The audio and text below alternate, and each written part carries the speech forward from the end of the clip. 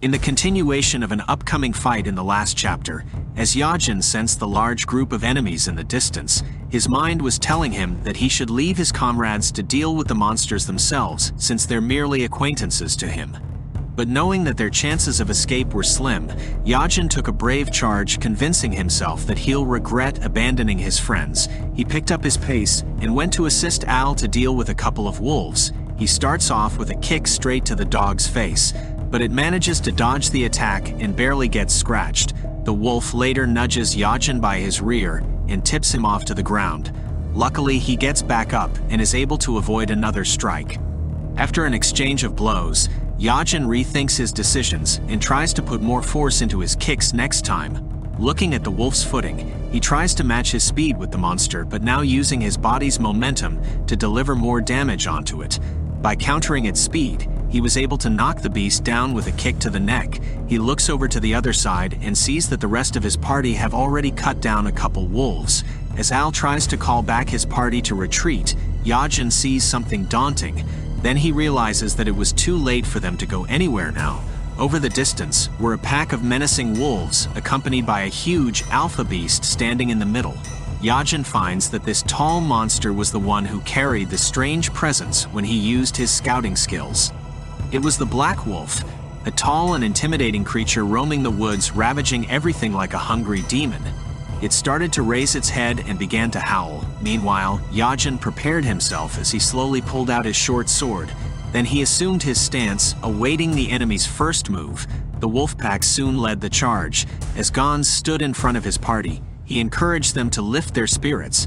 Yajin put up his arms in front of him while he watched from behind. He noticed that the Black Wolf didn't move at all and just stood there watching from afar, with every couple of wolves choosing their target. A few came close to Yajin. He took a step to its side, but another wolf followed up a charge and managed to cut him by his leg. After taking another hit, Yajin saw that these dogs kept distancing themselves from him whenever they took a bite out of him. His previous encounter with the gray wolves were different compared to their movements in this situation. So he suspected that the alpha wolf was behind all of this. With all his legs bleeding, he won't be able to last in the fight, even though he could tolerate the pain and play defensive all the time. With so much time getting drained, he could lose his life and end up as food in this dreadful place. But no matter what, Yajin will use his determination to overcome the challenge and survive the slaughter. A wolf soon breaks from the circle and quickly leaps towards Yajin's back. Knowing that countering the attack will cost him greatly, he turns around and slits the wolf's neck successfully. And now, a wolf got a hold of its chance and pierced his legs using its powerful bite force. He plunged the sword deep into its head, but at the same time, another wolf sprang towards him, but he barely got enough time to deflect it and got his hand and eyes caught by its strike. Now with his hindered vision, his options are now limited, as dealing with the wolf's speed has become difficult. But fortunately for him, he remembered that there was something that he hid inside his clothes that he could use for when something happens. These materials that he hid were a silver coin and some spices to sell. He then tears the cloth off from his shoulders and throws the coins onto the wolf's head. As the coin flipped mid-air, Yajin threw a huge punch at the wolf that was strong enough to bury deep into its face. After knocking the beast down, his scouting senses were tingling as a large flash of light shined behind him. As soon as he turned his head back, the big black wolf was already in front of him and was about to put him down. As it toppled him to the ground, Al and his party couldn't get near him as they're still surrounded by the rest of the wolf pack. Luckily, Yajin was able to get a hold of the black wolf's head, trying to keep it away from tearing his face off. As Yajin continues to struggle with the beast, its claws were penetrating his armor, and not only that, but his arms were slowly at its limit, unable to hold it off for much longer. In a do-or-die situation, he lets go of the beast, enabling its jaw to plunge towards him. Thankfully, he manages to dodge it by sliding his head away from it. Then he picks up his spices from his clothes and throws it into the wolf's eye. While it was temporarily blind, Yajin tipped off the beast's long legs. Then he got on top of it and proceeded to wrap his arms around its neck, putting it in a chokehold. The beast got wild as a bull as it was being choked by Yajin. He mustn't let go of the beast because he knows he will be done for once he does. The beast kept getting wilder, but soon its breath drew near as it pants for air. slowly falling to the ground and losing its consciousness completely. A bit later, Yajin stops holding the beast after choking it to death. He was finally able to relax now since the hunt had ended. Over the distance, his party was just about to finish killing off the rest of the wolf pack. Later, Gons walks up to Yajin lying on the ground. During that time, Yajin overthinks his actions and considers that all these decisions he's made has led the group to end up in this predicament. So for that, he has no complaints, even if he's killed right now. As Gons looked at him with a hollow face, he was surprised with a change of expression and complimented Yajin for doing a good job. Surprised as he was, Al agrees with him and says that he was amazing, even more capable than being a combatant.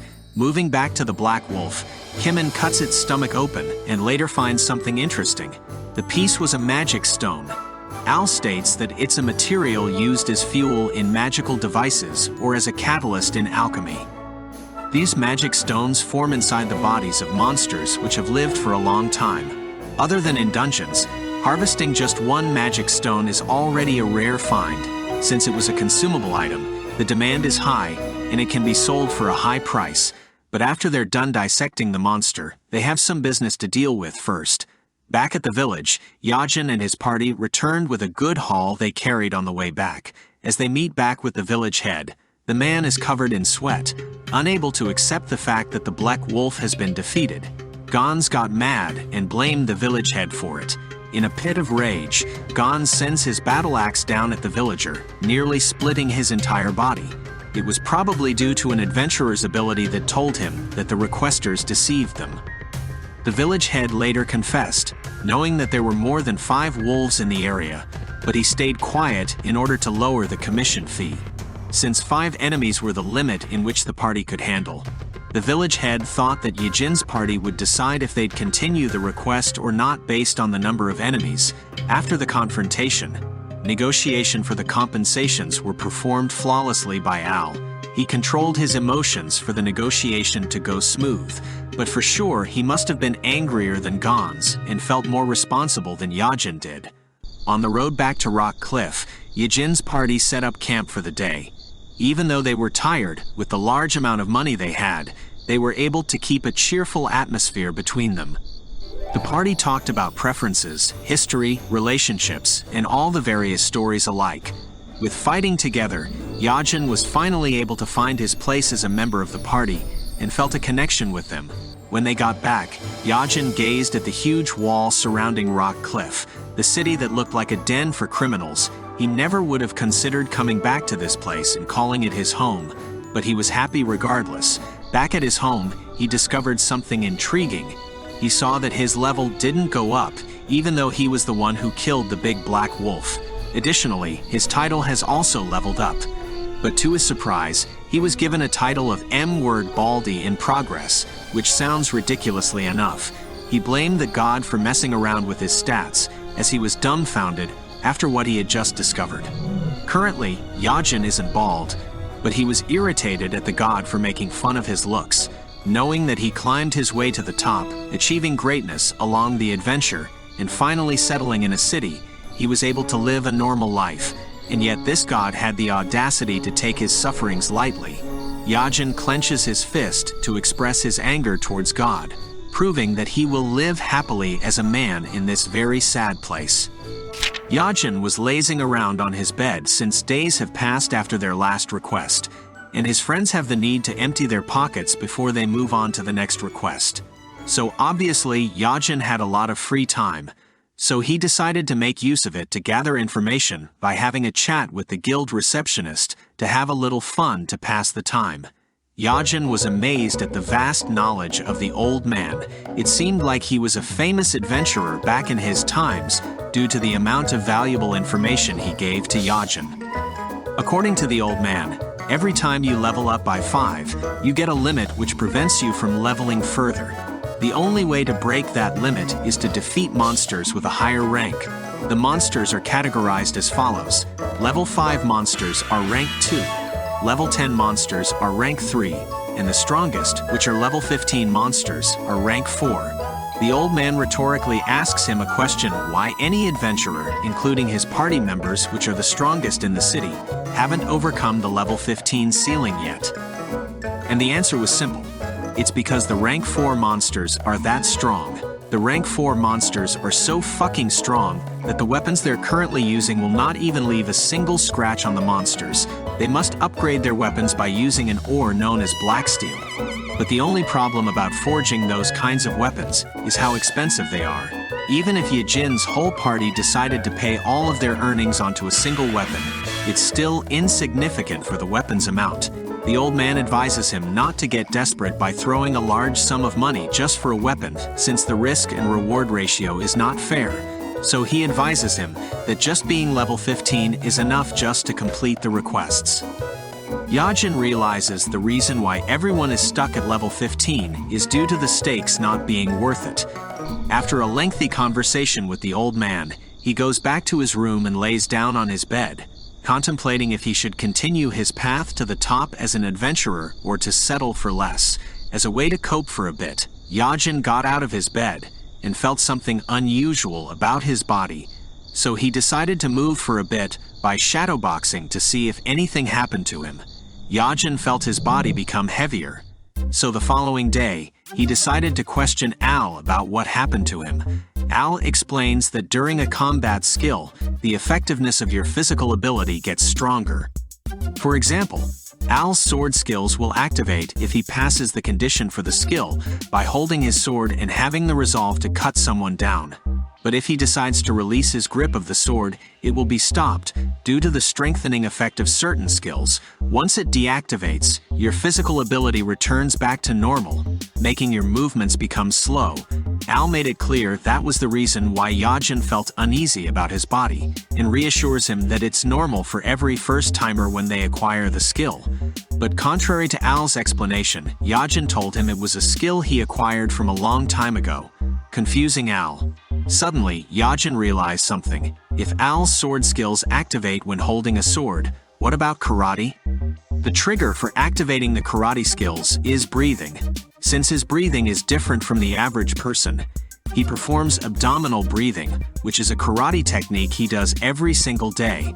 But his karate technique is not only limited to breathing, but also including his gaze distribution, walking manner, and his body's center of mass. These are all the karate techniques that he honed with his body. The reason why his body felt normal before is because Yajin used his karate techniques every time, which activated his karate skill without even noticing. But the moment he lowered his guard and decided to be comfortable, his body felt sluggish and out of energy. After realizing this mistake, he requested Al to teach everything he knew about the skills. As the sun was about to go down, Yajin went to the innermost part of the city. He looked around the surroundings to see if anyone was around, and it was all clear. Before Yajin starts training, he remembers Al's advice, where the most powerful effect of a skill happens within the optimization and deep understanding of the movement. Upon hearing his words, Yajin decided to test it for himself if it was true. He began with a stance and started to visualize every movement to let his skill control his own body. The skill activated, and he threw a perfect karate front punch. Yajin was amazed how the skill let his body perform the punch in the most optimal way possible. Nighttime took over, but he still decided to train some more, practicing and mastering the skill to perfect his karate techniques. He was having the time of his life, just like the time where he first started his karate journey as a beginner. Yajin was happy and thankful for the god who brought him here, knowing that he has another purpose to further live in the fantasy world, which is to continue his path as an adventurer and become the strongest. A very powerful message, I might say. To everyone who's watching this, I hope you find your purpose in life. This is all for part 3 of the manga recap. If you've enjoyed it, don't forget to like, comment, and subscribe. Hope you all have a good day and peace.